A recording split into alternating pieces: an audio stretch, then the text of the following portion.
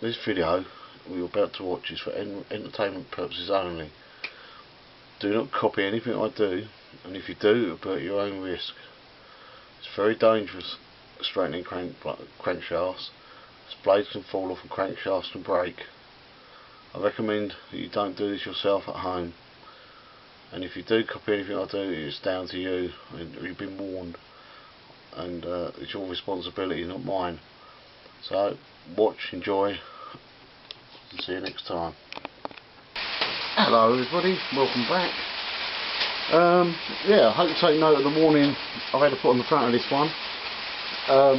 Yeah, well, it's lighten the mood a little bit, and it's finally turned up, the crank straightener. Bit annoyed, because as you know it cost me about 300 quid. For some reason it got stuck at customs for over a week, and then we got a letter through to say that they want another £60 for customs. I sort of expected it when I sort of realised it was stuck. So now that this owes us £360, so just be wary of it, you know, just in case you get caught yourself. Yeah, so you just have to wear it, don't you? You can't do nothing else. So yeah, so anyway, I just thought I'd show you it folded down. This will probably be more about the tool than the actual job. But you can use this tool as an engine works stand, if you know what I mean. Rather than keeping an old deck what is fine, but obviously they take up a lot of room. So you can put it in there. I mean, it's not bolted down. I mean, it's got a couple of bolts in it, but it's not bolted down properly yet. You can actually bolt it down. I don't see why you couldn't run it. If you notice, I've got it on my motocross lift, and I've just got one clamp holding it at the back, one little sort of G-clamp thing holding it, just so I can show you. But yeah, I think it's pretty good for working on engines. Like I say, I don't know if it's going to pay for itself yet, but you know, there you go. But yeah, so you can work on it, work on the engine. I reckon you can run it up. I don't see why you couldn't run an engine on it. It's fairly well built. Yeah, I'll tip it up and I'll show you underneath. Right, tipped it up now. They literally would sit. I mean, it should be bolted down here. There's 4 bolt holes. It should be bolted down, but it will actually sit with an engine on it with no clamps or nothing on it, so that's quite good. I've only got I've only got the engine bolted in for 2 bolts at the moment. I've still got to put the third bolt in. I just wanted to try it to see what would happen, basically. There's not a lot to it, but it is quite well built. It's quite heavy. I don't know if you can hear me because it's raining and the rain's on the roof. It's making a hell of a noise. So I'll give you a rough demonstration of it. And like I said before, it's only to entertainment value. Don't take anything at face, you know, face value or whatever, you know.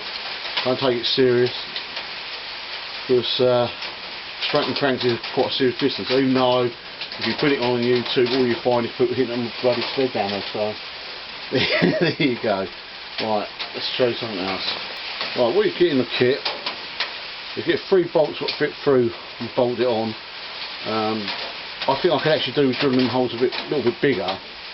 Maybe putting a washer on the end of the nut so it doesn't pull through or whatever. So that I can put threaded bolts in, or bigger bolts, because the original bolts for this engine doesn't need nuts, so you could literally screw it onto the plate. But you get 3 bolts, and you get these sleeves, and these sleeves, they come in different sizes to match your crank size. And this is what you push against when you straighten the crank, so you're not actually digging into the crank itself. Also, you get this bolt. This bolt, trying to get around that. There's a lot of room in here today. Screws us in there, and this does 2 things. One, it acts as a stop, so that you don't hit the bolt at the bottom. This bolt here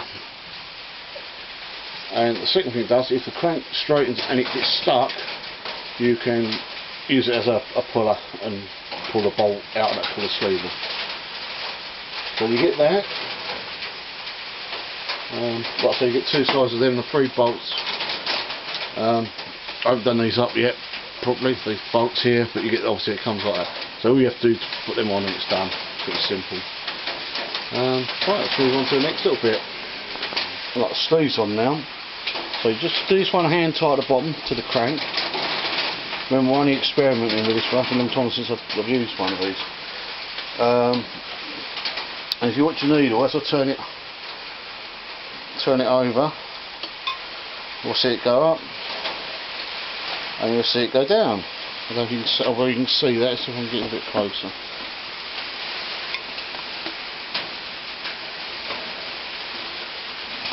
There we go. I did fiddle last night with it when I put it on last night, and I just turned the top one by hand and it straightened it, so it proves how soft the cranks are on this. I'll just get it back over there. Yeah, and the idea is you get this needle at its lowest point. It was a lot worse than that actually. It was about there. And then you tighten it. I know it's a certain angle, and I haven't really, like I say, I haven't bolted it in properly. Tighten this one up. Even by hand, look, you can see. Well, you can see it, but even by hand, it's moving. And obviously, when you get that off, it's going to spring back a bit. And then you can turn it again.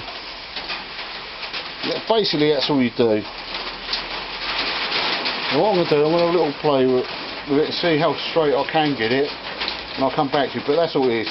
That one is only done by hand tight, and this one you use a spanner on, or whatever you want to use.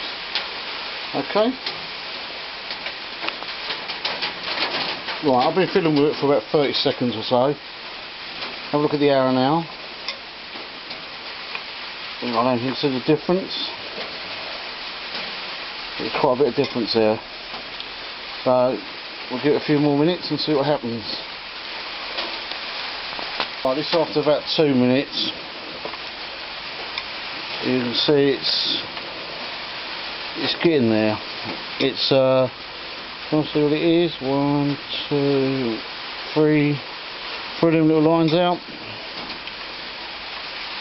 And it's getting there. Would obviously be better if it was bolted down, because I could put more pressure on it. Let's give it another go, see how long we're getting on. See how we're going to get on. Right, we're another minute on, and we're down to about two of them little marks. I'm guessing they're about a mil. So we're getting there. Put it on there. It's just the amount of spring this has got in it that takes things, because you sort of think you've done it. About there. Right. Give it a go. Right, what was happening, I was getting it down to within 1 mark. Just trying to be a little bit fussy. I do a little bit more and it would knock it well out again. And then I was a bit silly because I could see this was one-sided. You can see it, where the side PTO shaft comes out, it's higher, so the engine's on the twist. So obviously what it's doing is it's pushing it sideways. So instead of straightening it the way it should do, it's straightening it that way. So I'm going to put some spacers in here, this side, and we'll give it another go. I don't think it'll take long then. I don't know how well you can see the arrow.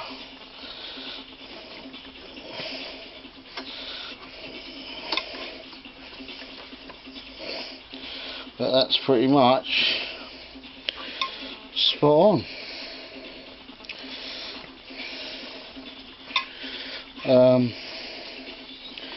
That took a lot longer to do than what I thought. Yeah, right, just let me move some bits and I'll let you know what I did different. Yeah, yeah, once I straightened it up, levelled it up, it was okay. I still think there's a little bit of a twist in it. What might rattle in the clutch. I think if I had a normal boss on it and another normal blade, it would be fine, you know. Yeah, I mean, it'd be a handy old thing to when I've bolted it on the bench properly. That'd be a handy old thing to work on engines with. But yeah, I mean, it sort of worked. If it was worth the money, I don't know. I can't make my mind up yet. I'll wait till I've done a few.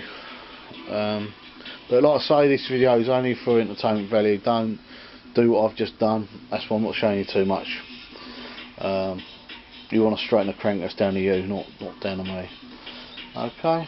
Well, anyway, that'll do for this video. Thanks for watching. See you next time. Bye.